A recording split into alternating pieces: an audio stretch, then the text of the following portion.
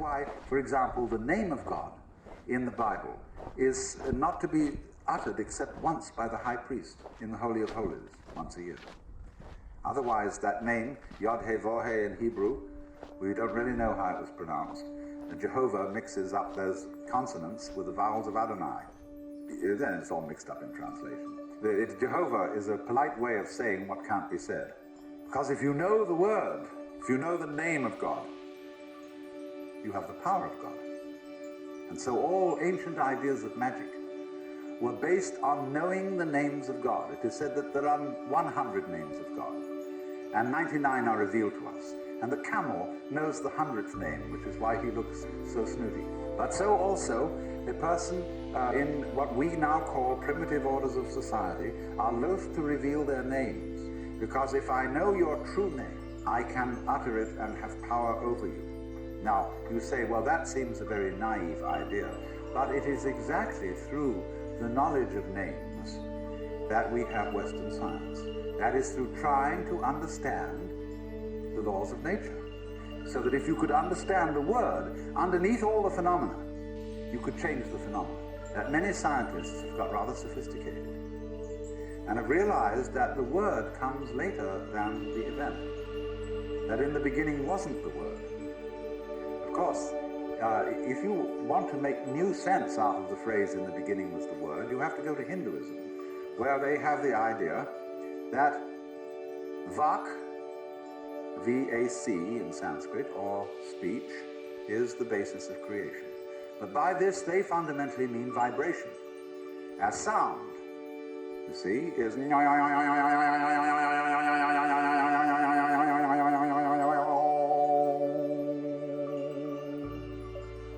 You see, if you listen to sound and go right down into it, fundamentally get what sound is all about, you understand the whole mystery of things, because the whole mystery of things is vibrating energy.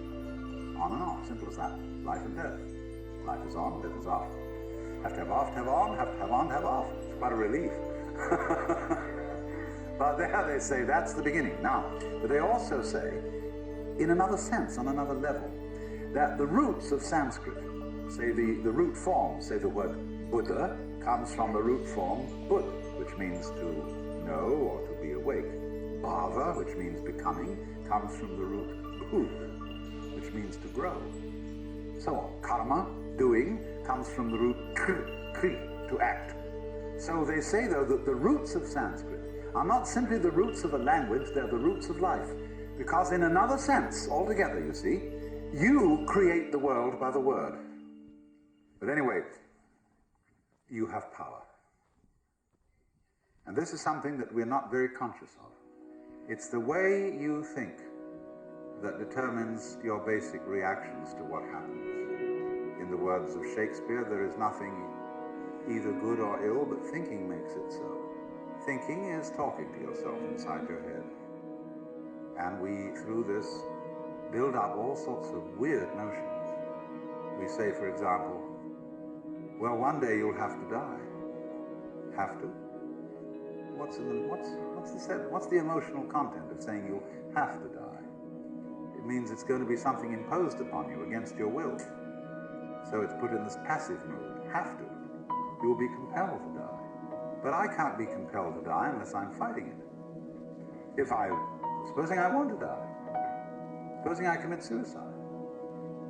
Or supposing we look at it all in another way and say, when I get a disease and die as a result of it, getting a disease is something I do, just as much as taking a walk. Only we've got our thoughts arranged so that we say, you ought not to get a disease, even if it's just plain old age. Somehow, you ought not to do that. You ought to go on. You can't say, when death comes about, I laid me down with a will, because we've got this hang-up about life being divided into two parts. Things that we do, on the one hand, and things that happen to us on the other. And Buddhists say, what happens to you is your karma. And people don't readily understand that. They think, my karma, something awful happens to me because of something bad I did in my last life. And therefore, I've got bad karma. Karma simply means your doing, your action. So that when something that happens to me is called my karma, It means that it's your own doing. And if you recognize that it's your own doing, it's never bad karma. It's only bad karma if you refuse to admit that it's your own doing and merely blame someone or something else that it's something that happened to you.